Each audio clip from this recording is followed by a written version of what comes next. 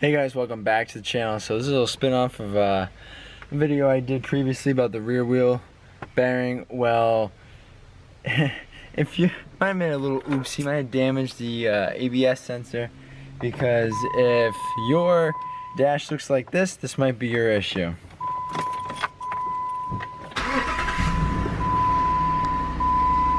Let's see here, we got traction control on, we got ESP light on, we got the ABS light on. And boy, oh boy, it's a Christmas tree.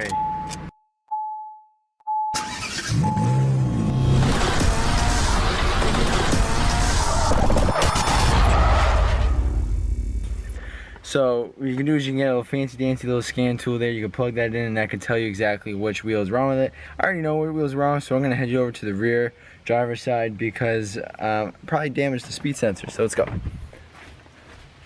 Alright, so coming on the back here, you already get the tire off, right? So this right here is your speed sensor wire. It comes right down into the back here, which is plugs into the hub, which reads the speed of it. So if you follow the wire, it comes all the way up in here and is located right in there. It's pretty simple to change. For this, it's a 10mm for this, and you just take the red clip out of the plug and you pop it right on out. So I'm gonna show you, I'm gonna get this done, show you how to do it, and hopefully it shuts the lights off, and hopefully it works for you too as well. Now this definitely might not be for everyone issues. I just know this is for mine because I was in here, changed something that goes along with that system that the fault light's on. So that's probably the issue, is this right here. So we're gonna go ahead and change that, and hopefully this will work. But what would definitely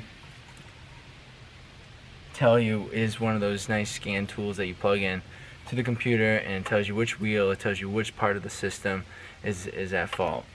Go ahead, pull up the thing, unplug it. Alright. What, are we locked in there?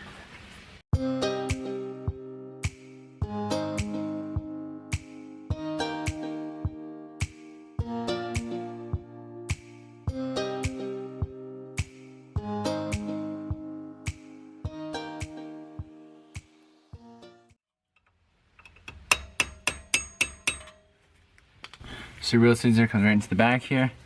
This one was freaking frozen in there. And it still doesn't want to come out all the way. It's this thing right here, the cord. There we go, come on.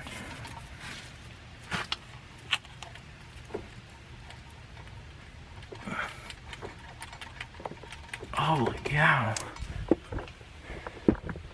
Still doesn't want to come out. So much for being nice and smooth. There we go. Do a compare test. Yep, looks the same.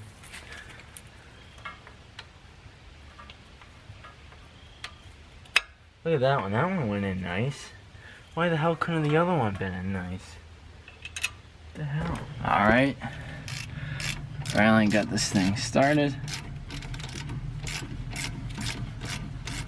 That took longer than it should. Now it's time just to reassemble.